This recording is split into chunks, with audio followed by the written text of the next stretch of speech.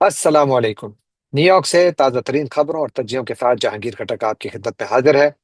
ناظرین، آج یہاں بدھ کی رات اور اپریل کی 15 تاریخ، جبکہ پاکستان میں جمعرات کی صبح اور اپریل کی 16 تاریخ ہے۔ ناظرین، دنیا میں بہت کچھ ہو رہا ہے۔ ایران جنگ کے حوالے سے کافی ڈیولپمنٹس ہیں، اور ان سب کا تعلق میں پاکستان ایک مرتبہ پھر سینٹر سٹیج پہ آ گیا ہے۔ اطلاعات جو آ رہی ہیں وہ پاکستان کی سفارتکاری کی ہیں، اطلاعات جو آ رہی ہیں وہ امریکہ اور ایران کے درمیان دوبارہ براہ راست بات چیت کی ہیں، اور اطلاعات جو آ رہی ہیں وہ یہ ہے کہ یہ اسلام آباد میں ہی ہوں گی، تو گویا دوسرے دور کی تیاری ہے۔ اور اس میں بہت کچھ ہو رہا ہے، کیونکہ اس وقت اس جنگ کے نتائج اب پوری دنیا پر آشکارا ہو چکے ہیں۔ بات ہو امریکی پیٹرول پمپ کی یا گروسری سٹور کی، دونوں جگہوں پہ ہر ایک چیز مہنگی ہے۔ بات ہو پاکستان کی یا دنیا کے کسی بھی ملک کی، ہر جگہ مہنگائی کا ایک طوفان آ چکا ہے۔ جبکہ جو پیٹرول اور ڈیزل کی پرائسز ہیں اس وقت، تو گرچہ آدمی مارکیٹ میں تھوڑا سا استحکام ہے، لیکن چونکہ سپلائی ڈسرپشنز بہت زیادہ ہیں تو اس کی وجہ سے کئی چیزوں کی کمیابی ہے، اسپیشلی گیس کی۔ اس کی وجہ سے مسائل بہت زیادہ ہیں، یعنی جو کھاد کے کارخانے ہیں ان کو پوری گیس نہیں مل رہی، جو بجلی کے کارخانے ہیں اور باہر سے امپورٹ کی ہوئی جو پروڈکٹس ہیں ان پر چلتے ہیں، چاہے وہ فرنس آئل ہو یا کوئی اور پیٹرول ہو یا ڈیزل ہو، ہر ایک چیز اس سے متاثر ہو رہی ہے۔ اور اب سوال دو تین اٹھ رہے ہیں۔ ایک یہ کہ اس جنگ میں کون پہلے، یعنی ہاں کرے گا کہ اس جنگ کا خاتمہ کیا جائے۔ ویسے خواہش تو دونوں جانب ہے، لیکن دونوں جانب سے یعنی ایران اور امریکہ کے اندر یہ خواہش بھی موجود ہے کہ کون اعلان کرے گا کہ یہ جنگ میں نے جیتی، یا پھر اس جنگ کا اختتام ان ٹرمز پر ہو یا ایسی شرائط پر ہو جس سے دونوں ممالک کی جو لیڈرشپ ہے وہ اپنے عوام کو بتا سکے کہ یہ جنگ اگر ہم نے جیتی نہیں تو یہ ہم نے ہاری بھی نہیں، گویا درمیان کا راستہ ڈھونڈا جا رہا ہے۔ ہمیشہ کے لیے جنگوں میں نے پہلے بھی عرض کیا کہ اس جنگ کا جو فیصلہ ہے وہ اس کی قیمت کرے گی، اور اس مرتبہ بھی یہی سوال کیا جا رہا ہے کہ کون سا ملک کتنا زیادہ جو اکنامک پین ہے یا جو معاشی جو عدم استحکام یا معاشی تکلیف جو ہے وہ برداشت کر سکتا ہے۔ اور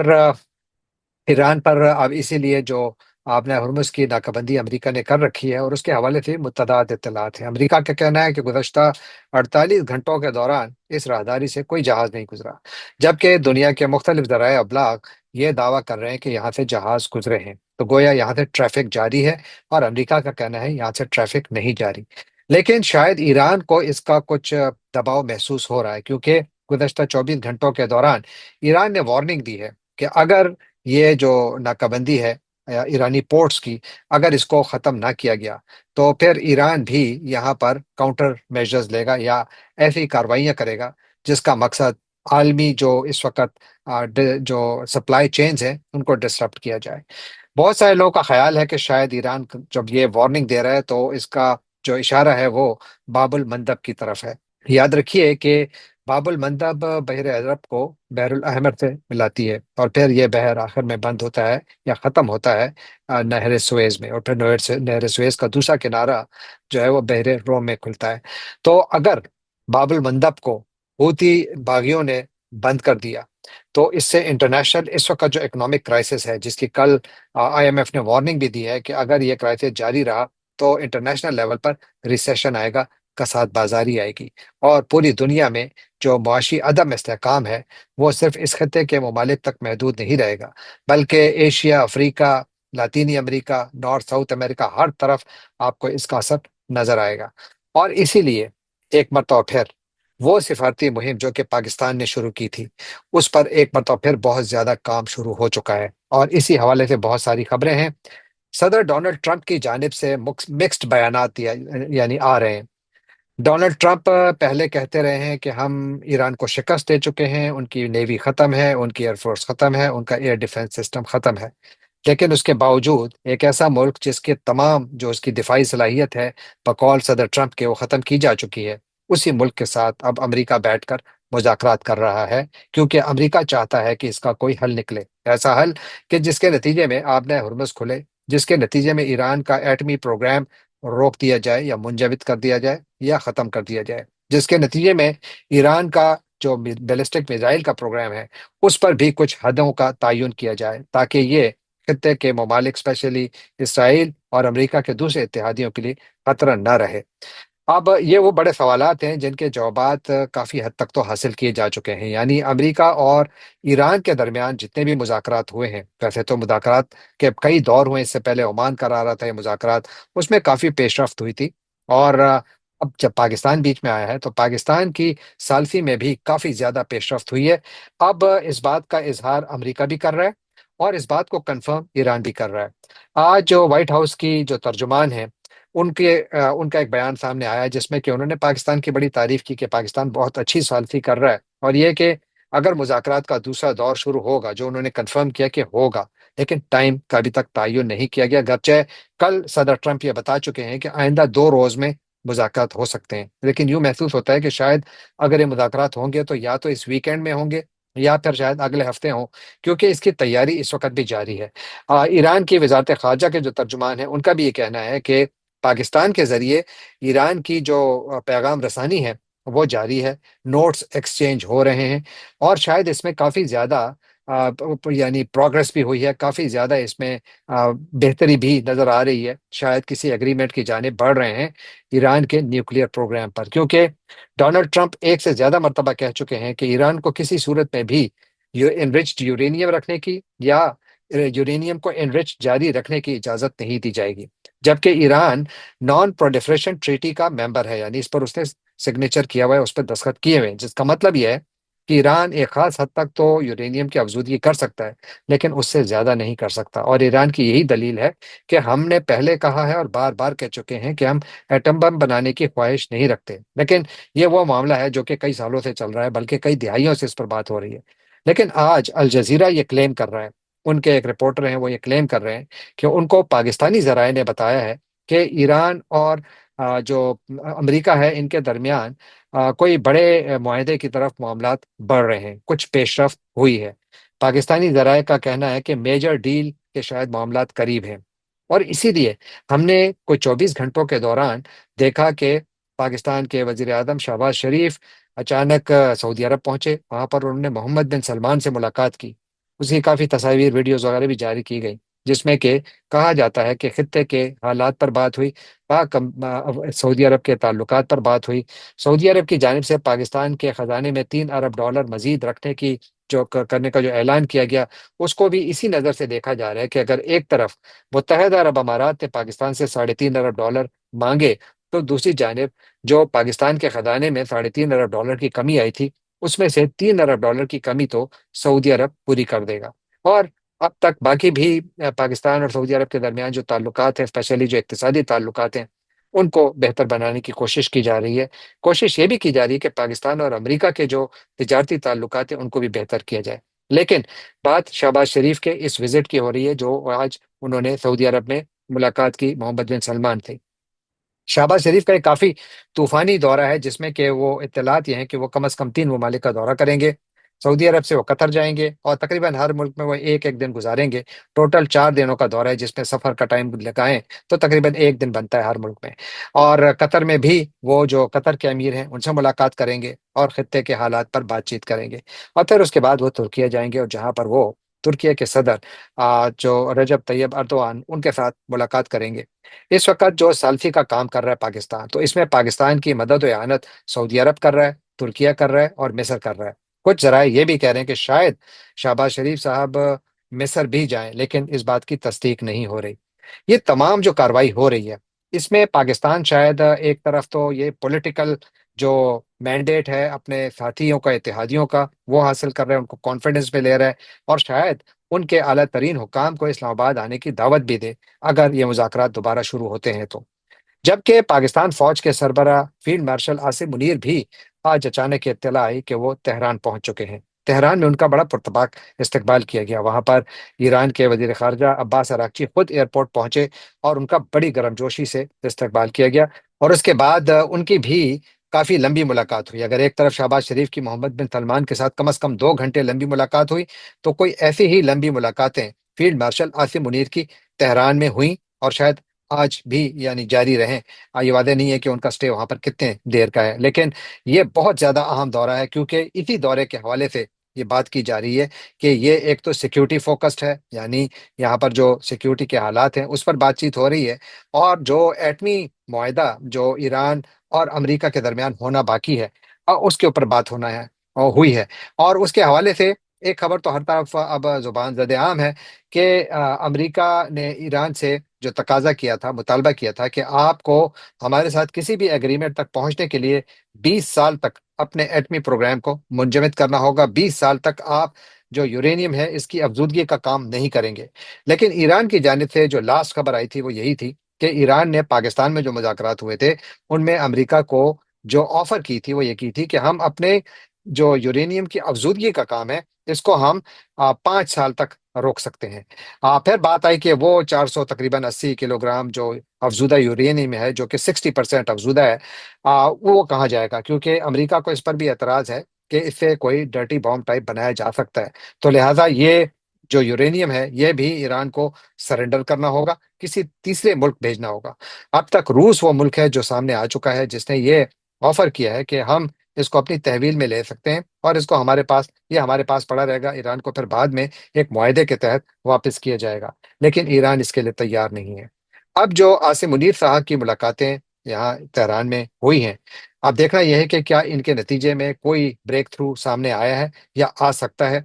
اگر تو یعنی اس وزٹ کے بعد، شہباز شریف صاحب کے وزٹ کے بعد اور عاصم منیر صاحب کے وزٹ کے بعد اگر کوئی اعلان ہوتا ہے کہ امریکہ اور ایران کے درمیان اسلام آباد میں دوبارہ مذاکرات ہو رہے ہیں، تو سمجھ لیجئے کہ شاید بات کسی ایگریمنٹ کی جانب بڑھ رہی ہے۔ اور اسی کی وجہ سے یہ جب خبریں آنا شروع ہوئیں تو اس کا ایک بہت زبردست قسم کا پازیٹیو پیغام گیا ہے انٹرنیشنل مارکیٹس میں۔ ہمیشہ انٹرنیشنل مارکیٹ جو ہیں وہ ان کا تعلق انٹرنیشنل سیکیورٹی انوائرمنٹ سے ہوتا ہے، پولیٹیکل انوائرمنٹ سے ہوتا ہے، بالکل اس طرح جس طرح کسی بھی ملک میں ہوتا ہے۔ جب معاملات پازیٹیو ٹریجیکٹری پر ہوتے ہیں یا اچھی سمت میں جا رہے ہوتے ہیں تو مارکیٹس پازیٹیولی اس کے اوپر ریئیکٹ کرتی ہیں۔ اسی لیے جب خبریں یہ آئی کہ امریکہ اور ایران ایک مرتبہ پھر بات چیت کے ایک نئے دور میں داخل ہو رہے ہیں، تو اس کے بعد سب سے پہلے آج نیو یارک اسٹاک ایکسچینج میں نئے ریکارڈز کھولے۔ S&P 500 انڈیکس جو ہے وہ ریکارڈ 7,022 پوائنٹس تک پہنچ گیا، جو کہ تاریخ کی بلند ترین سطح ہے۔ اسی طرح نیسڈیک کمپوزٹ جو دوسرا انڈیکس ہے وہ کوئی 1.6% اضافے کے ساتھ 24,016 پوائنٹس تک پہنچا، جبکہ ڈاؤ جونز انڈسٹریل ایوریج جو ہے اس میں تھوڑی کمی آئی۔ تو یوں یہ جو اس وقت انوائرمنٹ بن رہی ہے، یہ ایک ایسے وقت بن رہی ہے کہ جب ایران وارننگ دے رہا ہے کہ ہم اس جنگ کو پھیلا سکتے ہیں اگر ہماری جو ناکہ بندی ہے اس کو ختم نہ کیا گیا، جبکہ امریکہ اس خطے میں مسلسل اپنی فوجی قوت بڑھا رہا ہے۔ نہ صرف فوجی قوت بڑھا رہا ہے بلکہ امریکہ جو اپنے اسلحے کے ذخائر ہیں جو ان جنگوں کی وجہ سے کافی متاثر ہوئے ہیں، کیونکہ امریکہ نے بہت زیادہ اسلحہ یوکرین کو دیا ہے، پھر اسرائیل کو دیا ہے، اور یہ اب جنگ جو ہے اس میں بھی امریکہ کا بہت زیادہ اسلحہ استعمال ہوا ہے، اور اسرائیل جو اسلحہ استعمال کر رہا ہے یہ بھی تقریباً سارا ہی امریکہ سے جا رہا ہے۔ تو اس لیے اب یہاں پر بھی ایک بہت بڑا فیصلہ کیا گیا ہے، اس کا ذکر میں ابھی تھوڑی دیر میں کرتا ہوں، کہ جو شاید دوسری جنگ عظیم کے بعد پہلی مرتبہ یہ ہو رہا ہے جو امریکہ کرنے جا رہا ہے۔ جبکہ ایک طرف اگر بات چیت امریکہ اور ایران کے درمیان مذاکرات اور ایک بڑے معاہدے کی ہو رہی ہے، تو دوسری جانب اسرائیل کی جانب سے مسلسل یہ پیغام دیا جا رہا ہے کہ ہم پیچھے نہیں ہٹیں گے، یعنی ہم ایران کے خلاف اپنی جنگ جاری رکھیں گے۔ کل موساد کے سربراہ نے یہ کہا تھا، آج بنیامین نیتن یاہو نے کہا ہے کہ ان کی جانب سے جنگ جاری رہے گی، اور یہ کہ ہم یہ جنگ دوبارہ شروع کرنے والے ہیں۔ اب دیکھتے یہ ہیں کہ اگر امریکہ ایران کے ساتھ مذاکرات دوبارہ شروع کرتا ہے، دونوں ملکوں کے درمیان بات چیت شروع ہوتی ہے، کیا ایران کے خلاف اسرائیل اپنی فوجی کارروائیاں دوبارہ اس دوران شروع کر سکتا ہے؟ بہت بڑا سوال ہے۔ اس امکان کو تو مسترد نہیں کیا جا سکتا، لیکن میرا نہیں خیال کہ بنیامین نیتن یاہو اس حد تک جائیں گے کہ امریکہ مذاکرات میں ہو اور وہ ایران پر دوبارہ حملے شروع کر دے، کیونکہ اس کے نتیجے میں تو جنگ بندی ختم ہو جائے گی، یعنی مذاکرات ختم ہو جائیں گے۔ اور اسی لیے اب امریکہ کے اندر اسرائیل مخالف جذبات بڑھ رہے ہیں۔ کچھ ایسے واقعات ہو رہے ہیں جو کم از کم میں نے حالیہ تاریخ میں نہیں دیکھے۔ آپ دیکھیے پبلک اوپینین پولز دیکھیں، وہاں پر اب اسرائیل کے خلاف کافی زیادہ سینٹیمنٹ ہے، باوجود اس کے کہ اسرائیل دنیا کا وہ ملک ہے جو کہ سب سے بڑی سیاسی قوت ہے امریکہ میں، یعنی اسرائیلی لابی کو سب سے طاقتور لابی سمجھا جاتا ہے۔ لیکن آج امریکی سینٹ میں ایک عجیب واقعہ پیش آیا۔ سینیٹر برنی سینڈرز جو خود ایک یہودی ہیں، انہوں نے آج امریکی سینٹ میں ایک بل پیش کیا جس کا مقصد یہ تھا کہ امریکہ پر پابندی لگائی جائے کہ امریکہ اسرائیل کو نہ تو بلڈوزرز بھیجے گا، बेचेगा और ना ही उसको नए मिसाइल और बॉम्ब्स बेचेगा। जब ये करारदाद आई तो ये यकीनन डिफीट हुई, यानी जो बर्नी सैंडर्स चाहते थे कि अमेरिका पर पाबंदी लगाई जाए, वो पाबंदी तो ना लगाई जा सकी। और इसके करारदाद के जो हक में कोई 53 वोट आए और इसकी मुखालफत में 47 वोट आए। लेकिन जो सबसे इंटरेस्टिंग बात है वो ये है कि डेमोक्रेटिक पार्टी में हमेशा इसराइल की बहुत ज्यादा हिमायत देखी जाती थी। आज देखा गया कि टोटल जो 47 वोट इस करारदाद के हक में आए, जो चाहते थे कि इसराइल पर बैन लगाया जाए, कि उनको ना तो बुलडोजर दिए जाएं और ना ही बम दिए जाएं, क्योंकि बनी सैंडर्स का कहना है कि जो बुलडोजर दिए जा रहे हैं इसमें गरबी किनारे और दूसरे इलाके जो हैं जहां पर कि इसराइल फलस्तीनियों की आबादियों को तबाह करता है, वो इन्हीं बुलडोजर्स को इस्तेमाल करता है, लिहाजा ये इनको ना दिए जाएं। और जो बम दिए जा रहे हैं 1,000 पाउंड्स के, ये भी बुनियादी तौर पर गजा में इस्तेमाल होंगे, लबनान में इस्तेमाल होंगे और ईरान और दूसरे थिएटर्स में इस्तेमाल होंगे, इसलिए ये इसराइल को नहीं दिए जाने चाहिए। तो ये तहरीक तो नाकाम हुई। लेकिन जो सबसे बड़ी बात है कि 40 डेमोक्रेटिक सेनेटर्स ने इसके हक में वोट दिया, जो कि एन आई ओपनर है। यानी बहुत सारे लोग इसको देखकर हैरान हो रहे हैं। कुछ यानी रिपब्लिकन्स ने भी इसके हक में वोट दिया, इस करारदाद के हक में कोई 7 रिपब्लिकन्स ने वोट दिया। लेकिन डेमोक्रेट्स का इतनी बड़ी तादाद में इसराइल के खिलाफ वोट देना बहुत बड़ी बात है। याद रखिए कि आने वाले मिड टर्म इलेक्शंस में ये बात आप काफी तेजी से सामने आ रही है, और लोगों का ये शायद यकीन बनता जा रहा है कि डेमोक्रेटिक पार्टी के इन इलेक्शंस में जीत के चांसेस बहुत ज्यादा बढ़ रहे हैं। तो अगर डेमोक्रेटिक पार्टी के जीत के चांसेस बढ़ते हैं और कांग्रेस का कंट्रोल डेमोक्रेटिक पार्टी में के हाथ में आता है, तो क्या इसके नतीजे में इसराइल की मुश्किलात बढ़ सकती हैं? मेरा ख्याल है कि इसराइल के लिए मुश्किलात बढ़ सकती हैं। वैसे भी अमेरिका में जो नौजवान तबका है वो बहुत ज्यादा, यानी इस वक्त इसराइल मुखालिफ है, फलस्तीनियों के हक में है, स्पेशली जब से ये गजा के ऊपर इसराइल ने जिस किस्म की बमबारी की है, जिसमें कि इतने सारे लोग शहीद हुए हैं, हजारों की तादाद में। एक और जो इस खत्ते में एक बहुत बड़ा वाकया पेश आया, वो आज पाकिस्तान ने ईरान के साथ मिलकर सेंट्रल एशिया के लिए एक नई राहदारी खोली है, जो कि मेरा ख्याल है एक बहुत बड़ा वाकया है। और इस राहदारी के जरिए पाकिस्तान ईरान के रास्ते सेंट्रल एशिया के साथ अपनी तिजारत खोलेगा। इसका मतलब क्या है? इसका मतलब यह है कि यह बुनियादी तौर पर सीधा अफगानिस्तान के तालिबान को यह पैगाम है कि अगर आप हमें इस बात पर ब्लैकमेल कर रहे हैं कि हम आपको सेंट्रल एशिया की राहदारी नहीं देंगे,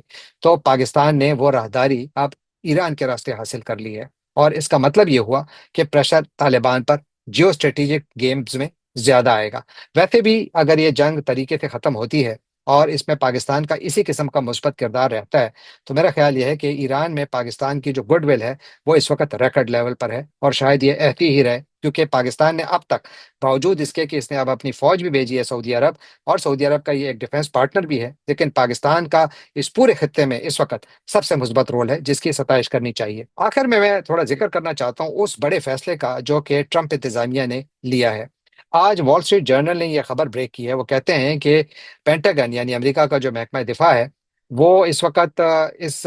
बात की तैयारी कर रहा है कि वो अमेरिका की गाड़ियों की सनत को कहे कि आप लोग असलहा बनाना शुरू करें, क्योंकि अमेरिका के पास इस वक्त, मैंने जिस तरह से किया कि इतनी सारी जंगों में अमेरिका इतना ज्यादा असलहा झोंक चुका है कि इसके अपने जखायर कम हो रहे हैं। लिहाजा हंगामी बुनियाद पर ये मुख्तलिफ जो कार की कंपनियां हैं, जिस तरह जनरल मोटर्स हो गई, फोर्ड मोटर्स हो गई, इन सबको कहा गया है कि आप अपनी जो फैसिलिटीज हैं इनको, इनके अंदर चेंजेस लाएं और यहाँ पर आप असलहा साजी का काम शुरू करें। उनको चाहिए क्या? यहाँ से जो पेंटागन के हुकाम है उनका ख्याल है कि अगर इन गाड़ियों की कंपनियों को इस बात पर आमादा किया जाए और वो इसकी तैयारी मुकम्मल कर लें, तो बड़ी आसानी से चंद चीजें इन्हीं गाड़ियों के कारखानों में तैयार कर सकते हैं, जिनमें मिसाइल के और मुख्तलिफ अकसाम के जो एमिनेशन है वो इस्तेमाल कर सकते हैं, और साथ काउंटर ड्रोन सिस्टम्स जो हैं उनको भी यहाँ पर तैयार किया जा सकता है, और साथ मुख्तलिफ जो